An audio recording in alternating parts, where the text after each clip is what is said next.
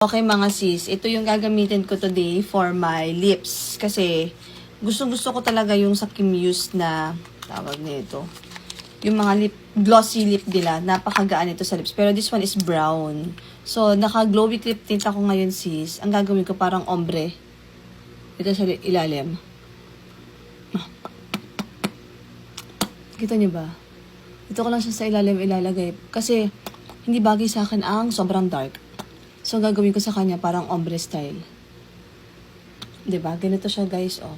Ayan. Kung mahilig kayo sa mga brownish na kulay, ito yung pwede kong i-recommend sa inyo. Tapos, hindi siya, hindi siya mabigat sa lips. Sobrang light lang siya, guys. Tapos, ang ganda ng effect niya. Kasi, long-lasting na to. So, if you want this one, I'll put the link on the yellow basket. This is Permison Jelly. Permison Jelly. So, i-check out yun to, sisi. Ang ganda niya sa lips, promise. Pwede mo siyang gawing ombre. Pwede kung gusto mo ng brownish, ganyan yung kulay niya. Yan. Diba? Ano, stainable siya, guys. O, tinan nyo. Pag talaga, stainable yan. So, talagang long-lasting yan sa lips. Kaya, i-check out mo na yan sa yellow basket. Thank you.